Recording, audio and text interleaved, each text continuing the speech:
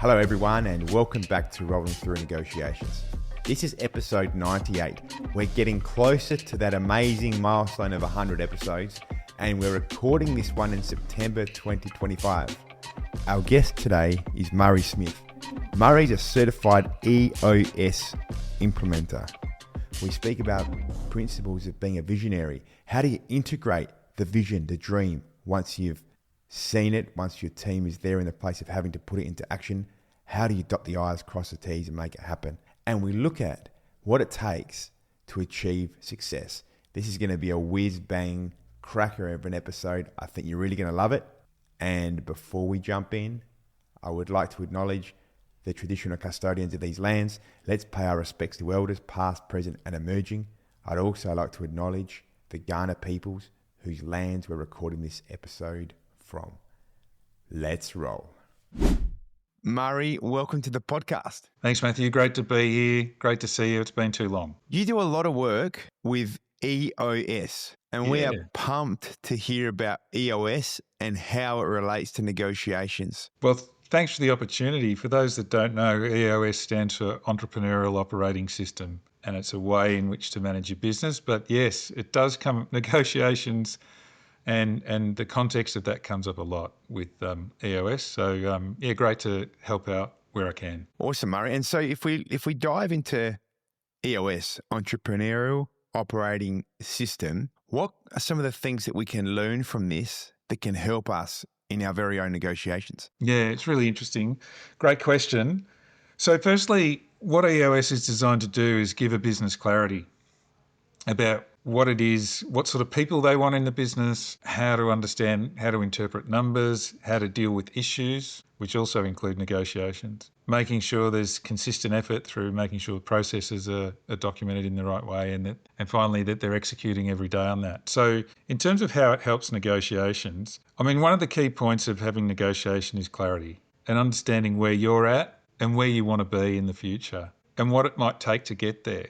And if you're not clear on those sort of things, then it's very hard to enter any sort of negotiation if you don't actually know what you want or where you want to be. And equally, what you might be accountable for delivering, depending on where that negotiation is happening. Because it doesn't always happen at the highest level of an organisation. It might happen at a couple of rungs down. And if you're not aware of what your accountabilities are, then that clarity piece is difficult to understand about, or where are my boundaries with this particular negotiation that I might be undertaking. So there's a lot of that in it as well. So there's a lot of touch points for EOS and making sure you get a great outcome for negotiations. And they're but just a few. So where do you see most of the pitfalls for entrepreneurs? How can the EOS help entrepreneurs who might be listening right now and thinking, man, they want the answers, and what can we share? What can we give them to help them in these kinds of negotiations? Yeah, so firstly, I would say whether it's a startup or a well-established business, there's one thing that I see a lot that has a direct relationship with implementing EOS into your business. And this applies both to implementing EOS, but also in terms of negotiations, is you really need to be consistent, right? It's the discipline of doing it over and over again, but with that comes the preparation. So I often tell businesses I work with, I don't care whether you're motivated, just be consistent. It's a bit like when you're training, and I know you've got a background in jiu-jitsu, you just don't turn up and you've suddenly got it. You've got to consistently turn up to get it right. And it's the same with business. You've got to consistently turn up to get it right. And what that looks like is by doing so, the consistency is the secret. And that's the part that people struggle with the most. And that's where EOS can help you by giving you structure around what you're trying to do and where you're trying to take the business. Because there's a process to follow in terms of implementing EOS, but there's also the system itself. Once it's implemented, it is a framework, a structure to allow you to do what you need to do. Now, when you then think about negotiations, you need to be consistent in how you do it. You need to prepare, and you need to have a structure in which, and a framework in which you need to operate in order to get the best out of any negotiation. So they're very much hand in glove type thing. The concepts and the principles are very much applicable to running a business, but also getting a great outcome in negotiations. Yeah, and I think that this principle about repetition and consistency is such a powerful one. Yeah, it is. I'll often say to people, there's a great quote that says, choose your pain, the pain of discipline or the pain of regret. Oh, and that's truth, right? In terms of whatever you do in life, there's a level of uncomfortability if you need to keep doing it. And it's whether if you're prepared to put up with that, you'll get the outcome. If you're not, then you'd better be prepared for the uncomfortability of the regret of not doing the work. And, in my own life, I only have to jump on the scales to work out the regret associated with not doing the right thing with my diet. You've just got to choose that. Repetition is so important. Yeah, and the discipline to do the right action. I had a kickboxing coach once who said, he called us all in and he said, guys, I see you there working really hard. You're hitting the pads, you're working really hard here, but you're doing a really crappy job. Yeah. The saying, practice makes perfect, is completely false. Yes, it is. Perfect practice, which makes perfect. That's right. So it's about having the discipline to do the right things, whether we like it or not. And it's really interesting how many people, entrepreneurs, people in their own lives negotiating, will go by what they're emotionally inclined to do, yes, rather than the right thing at the right time. And what's really interesting in this is, I think that to negotiate well, to succeed in these areas, we do need to listen to our gut, as they say. Listening to our gut and listening to our emotions can be quite similar sometimes. I mean, what is the difference between listening to our gut and listening to our emotions? And then we need to be able to do this to bring the creative element and also have that rigidity of discipline to be able to create those outcomes that we're really working towards. Does the EOS speak anything about the way that we can find the balance between discipline, consistency, and creativity? Yeah. So when we EOS, whilst it's repetitive in nature, what's repetitive in nature is not the content in terms of, so there are particular principles you need to follow and once you're in a 90-day world, you're doing things the same way. But what changes in that is what you're actually doing. So that concept you were talking earlier about perfect practice, it's about what are we really going to do that moves the needle for the business? And that's when you bring the human energy, that emotion, that sort of insight to what the numbers might be telling you, all those sorts of things. Those, like, data is not going to make the decision for you. It's going to help you make a decision, but you've still got to make it. And that goes to your point about, the creativity. Like, what EOS does is give you a framework to have that discussion, to say, here's an issue, let's discuss it, let's find a solve. That solve might be, let's work on this for the next 90 days to see what that looks like. Or let's punch that into our scorecard to allow us to monitor that in terms of the numbers to see what that's really telling us. Or, is that a behavioural thing? Well, that should be covered off by our core values. So there are all these tools and so forth within EOS that allow you to explore the creativity of an organisation, but still give you the guardrails of a framework so you don't go running off on some folly that just doesn't take you anywhere. And had you actually applied it within the framework about what you're best at, what you're good at, is this really what we want to do? And using the tools that are available, you can avoid that problem. And when you think about negotiations, I'm sure in other podcasts, people have spoken to you about, okay, well, one thing about negotiations is be prepared and understand what that might look like. Okay, so work out what that negotiation is within a framework. Don't just sit down and go, oh okay, well, they want X and we want Y. I wonder what that'll look like. That might be a great start, but it needs to be deeper than that. It needs to be more disciplined, and that's the crossover. Does that make sense? Absolutely. So it sounds like discipline is a really big part of the whole EOS infrastructure. Yeah.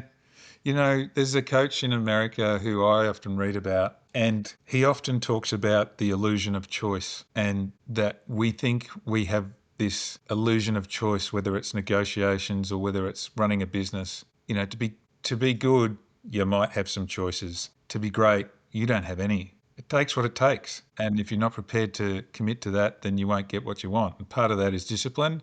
The other part is being able to get the right people around you and get the right advice. The other part is about being prepared. The other part is, perfect practice, as you would describe it. It's all those things go into the bucket that allow you to be great.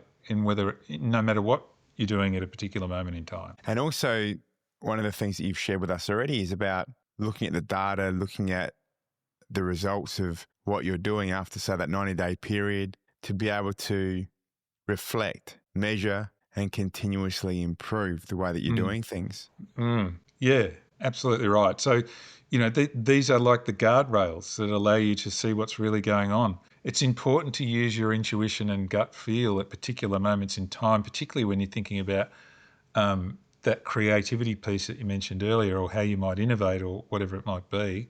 But if you're not doing that within some sort of framework that can give you hard evidence, then you might as well be writing poetry. So looking at the data through the negotiation process, as well Yeah. as once you've been able to reach an agreement through Yeah. a negotiation, to continuously reflect and measure the success. And also that can show you when it might be time to revisit and renegotiate some of the principles to Yes, continuously shift forwards with the that's other right. parties involved in the negotiation to get an outcome that Mm.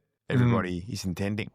Yeah, and an anchor point within all of that should be, where do I want to be at the end of this, or where, even without this negotiation, where do I want to be in a year's time, and what's stopping me from getting there, or where do I want, if it's in a business context, where do I want this business in 5 years, irrespective of what the negotiation might be. And if it's not aligning to that, then maybe it's not a negotiation you should enter into. So the clarity of understanding where you want to be and how you're going to get there is really important before you start entering into what might be just a conversation, a discovery, an exploratory sort of conversation. By all means, have that. But when you start getting down to, the sense of, or I'm now negotiating a position where it might, and where we might land with this, well, it's not really going to help your business if it's not aligned to where you want to be. And having said that, it's okay to change where you want to be, but do that with good evidence, not just because I think so.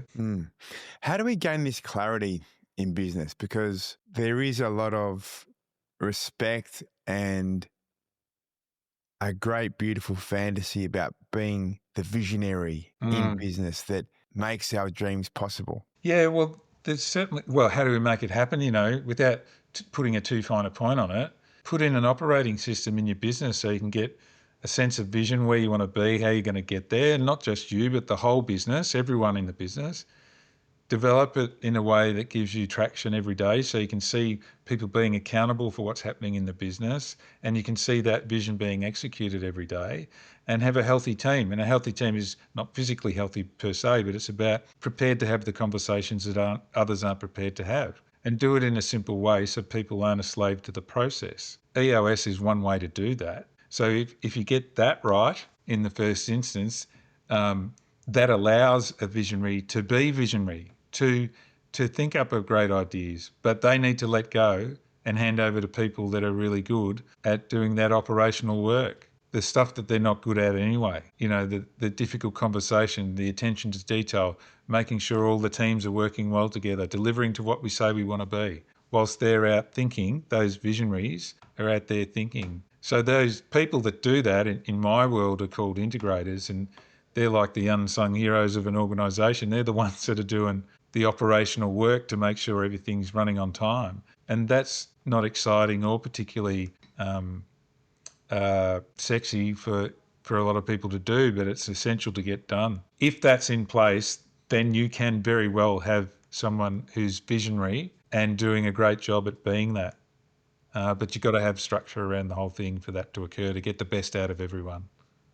So if we look at a negotiation between a visionary and an integrator working Yeah. within an organization that you're speaking of, how do those successful negotiations take place, and how is the connection between the visionary and the integrator best drawn together? Yeah, so it's been the subject of a book called Rocket Fuel. It's part of the EOS Worldwide Library, about the relationship between a visionary and an integrator. In terms of that, it's about develop. It's almost like two sides of a coin. If you get it right, you probably won't be in a position of negotiation per se. You'll be more in a position of explanation and acceptance from both parties. Because how that happens is, the relationship is, they have same page meetings regularly, they have the same agenda, They're always talking about what needs to be done here. There's clear accountabilities for what the integrator's accountable and what the visionary's accountable for. So they're really clear about the ground rules, if you like, even before they start. Now, that's not to say that works really well all the time. It doesn't. And the reasons for that is, and when negotiations, if they occur in this circumstance, become heated or tense, is because expectations aren't clear from either party, or alternatively, they're not actually sure who's accountable for what. So there's a bit of, I thought you were doing that. Were you doing that? I thought, and therefore the guardrails aren't set with the relationship to say, so if you were the visionary of an organisation and I was the integrator, the first thing we would do is have an accountability chart which draws out all the functions of the organisation, but it would be really clear about you as the visionary are accountable for, just some ideas here, would be accountable for over the horizon thinking, would be accountable for, big relationships that may destroy the organisation if they go wrong. You'd be a bit of a cheerleader on culture and making sure everyone's making that happen. You might do, along with over the horizon thinking, a bit of R&D, like you've seen a product, you want to see whether it works or not, and you just want to tinker with it to understand. That would be the types of accountability we would see with the visionary. And with an integrator, it's very much, let's execute this business plan. Let's make sure the P&L is in a healthy space. Is everyone playing together in terms of all the functional areas in this business? What special projects might I need to take on to remove blockages and so forth, and things of that nature? And there'll be a leading and managing and accountability aspect in there for the integrator. So when you see those two types of accountabilities clearly mapped, the negotiation, if it ever gets to that stage, is really easy. It's just like, okay, well, this is where we're at with this. Do we see this right? Well, maybe I see it like this. Okay, well, I see it like this. Okay, well, what would that look like? Does that drive us towards where we want to be? Yes, it does. Okay, well, let's talk about how we might execute on that rather than we're not executing on that. Or if it is a we're not executing on that, it's because that these issues, other things in the business are more important. Does that make sense, Matthew? Absolutely. And it's really powerful the way you speak on this, because what you're actually also speaking about is the alignment between different kinds of people within an organization, bringing their strengths together to achieve a common outcome. And that's the rocket fuel. And the acceptance in this process sounds like it's really powerful as well, because it's so easy for somebody who is visionary or for somebody who is from a particular cultural background to write off, even go so far as discriminating and being racist and being very culturally inappropriate towards somebody who is different to them. Yeah. But what we're speaking of is appreciation for different kinds of people, for different strengths that we can be bringing together, the openness in that process. Yeah. And it sounds like a big part of this really begins with the values of the people that are involved. Yeah, it does. In all the organisations that I work with, there are clear values, and these aren't permission to play values. And how they're described is permission to play is a Pat Lencioni concept and how that plays out with the businesses I work with. I often say, how many businesses have you seen with the core value professionalism or integrity? You see them everywhere. And my response to that is, that's not a core value. That's a permission to play. Like, you're not going to employ someone who's not professional. You're not going to employ someone who doesn't have integrity. So why are you even considering that as a core value? Even before they get on the pitch, they've got to have that in your business. So then when we talk about core values, we're talking about something deeper that people are aligned to and make sense. Like, I've got a business and one of their core values is until the wheels fall off.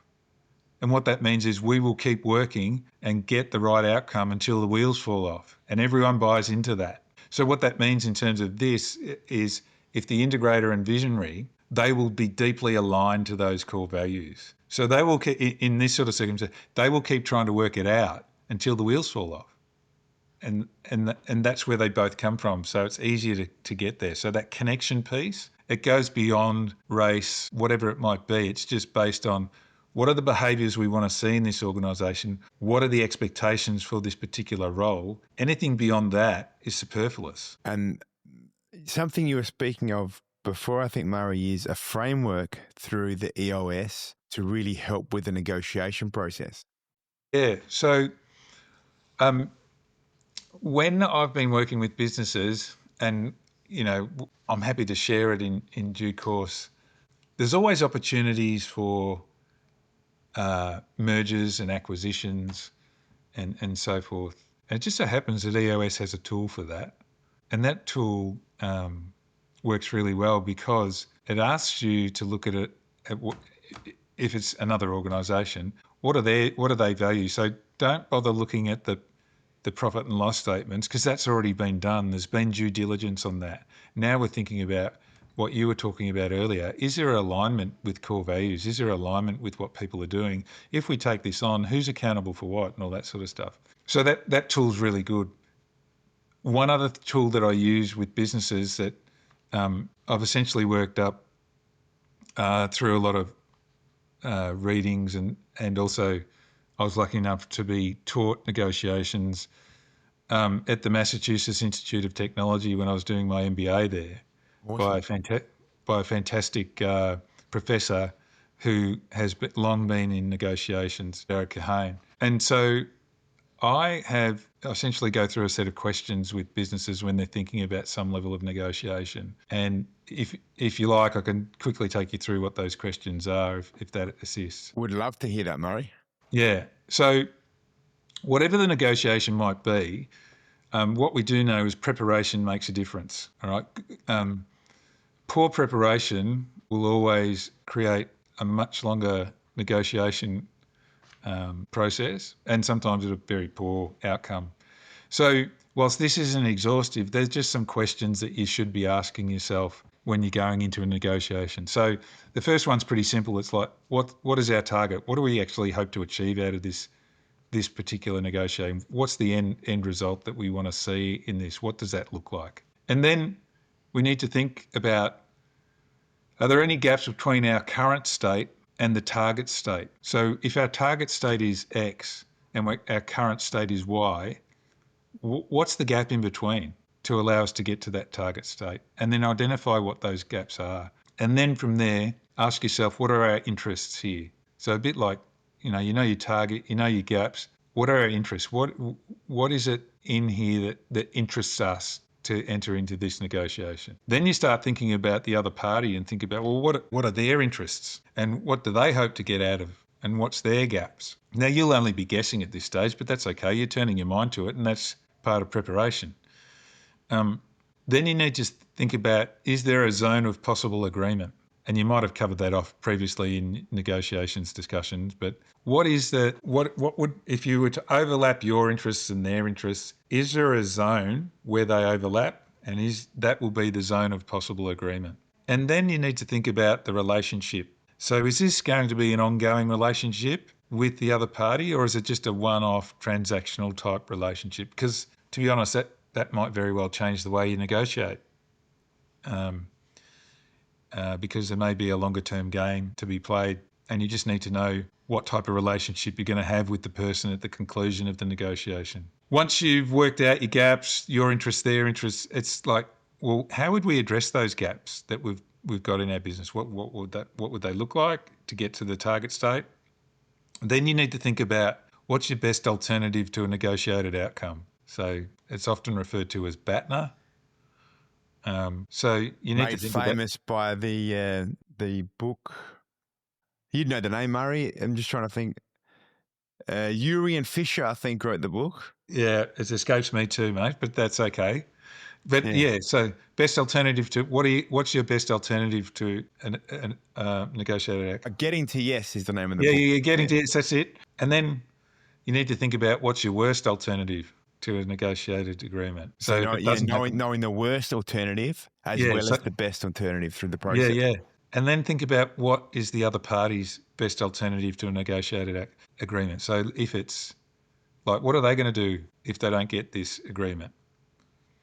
Then you need to think about anchor points. So anchor points are really important, particularly financial anchor points, because studies have shown the first person to throw a number out, that's where you'll probably land closest to that number. So just be aware of what your anchor point is and where you want to start and what is not up for grabs. And then the couple of final questions for you to think about is, what's your walk away position financially? So what number aren't you prepared to go beyond? And what's your walk away position from a non-financial perspective? So there might be a values misalignment. It might sound like a great deal, but if there's a values misalignment, it's probably going to cost you a lot more than you think over time, because behaviours won't be aligned. So you need to think about that. Then you need to think about what the objections might be from the other party and what are your countermeasures to those objections. So you just need to list out, well, what would they object to? And what am I going to say in response to that? And you've already prepared your response to that before you walk in. And one final question is, do you truly understand the position of the other party? And how would we explain their position to them? So in other words, if we understand their position and we were going to explain it, how would we do that? And then by asking yourself all those questions, what that allows you to do is be really well prepared for what might come. Absolutely. And I think it's really powerful in this model that you've explained, Murray, the way that you can step into the other party's shoes and understand what it is that they're really, really looking for. What is it that they don't want to achieve? What is their second preference? Yeah. Because once you can start stepping into their shoes, you can begin to, of course, understand their interests, their motivations. Yeah. And this is where you can start looking for areas through the negotiation process where you might be able to give a little, even if that means giving something that wasn't even really that important to you, to be able to bring the parties closer together through the negotiation process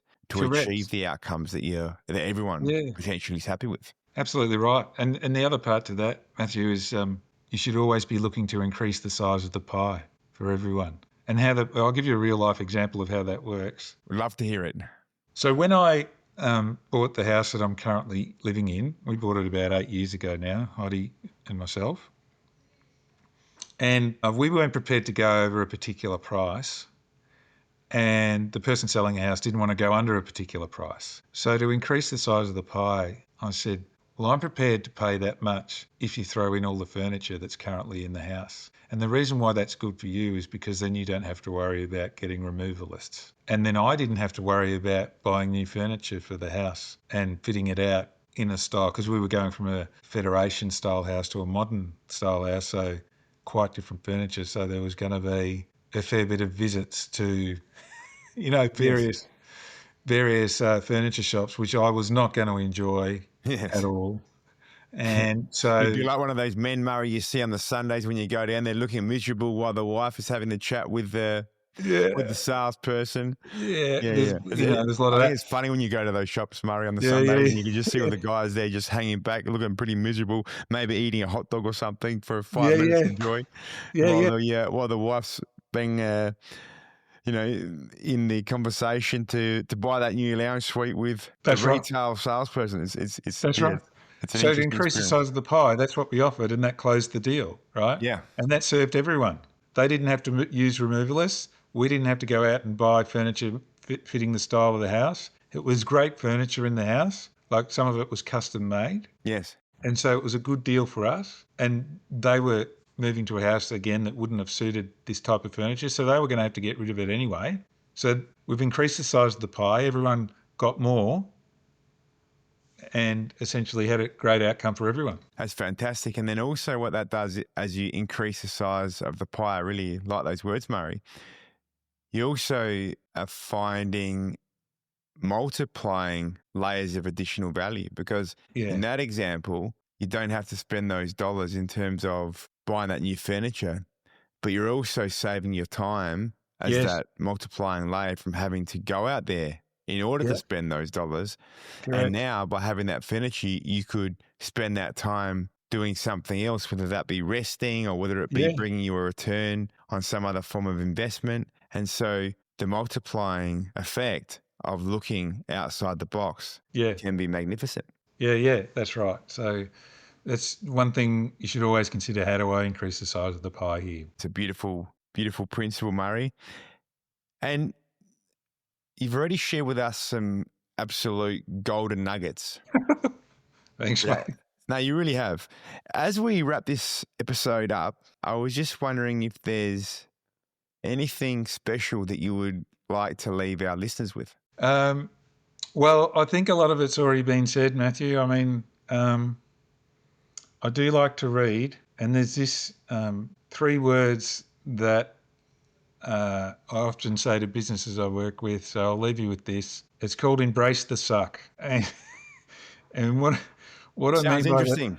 that, what I mean by that is it's the title of a book I read, and it was a fabulous book, but it was really about understanding that pain is part of life. And negotiations will sometimes feel painful, but by trying to turn your back on pain, and a lot of us do because we don't want it in our life, we're actually missing an opportunity, and that opportunity is to grow or get through something you may not think you're capable of getting through, and building your own abilities up. And in most parts of life, if you want to get anything done, it's going to hurt a little bit. And so embrace the suck is very much about just embrace the pain and go with it and see where it takes you. And that's true for business. It's true for negotiations. It's pretty much true in most parts of our life. You just got to embrace the suck and see where and understand that pain's part of life and don't avoid it. Yeah, this is a big part of where resilience comes from. This is a big part of where that repetition and consistency comes from that you've been speaking of, Murray. So I think that's a beautiful principle to leave us with. Thank you so much for your wisdom and for being part of the Rolling Through Negotiations community. Keep on doing this amazing work through the EOS that you do. And guys listening in, Murray will have available, hopefully through the LinkedIn comments section, if you have a look at the post when this episode's released, and perhaps also in the show notes, we can include a document that Murray's put together that can really help you through that negotiation process. Yep. Yeah, no problem. Happy to help. Awesome, Murray. Your work's amazing. Thank you so much. Until next time. Yeah, thank you. Great to be on. Fantastic, guys. I hope you've enjoyed this episode. And remember, subscribe to Rolling Through Negotiations podcast so you can be the first to know as soon as brand new episodes come out, just like this one. Us.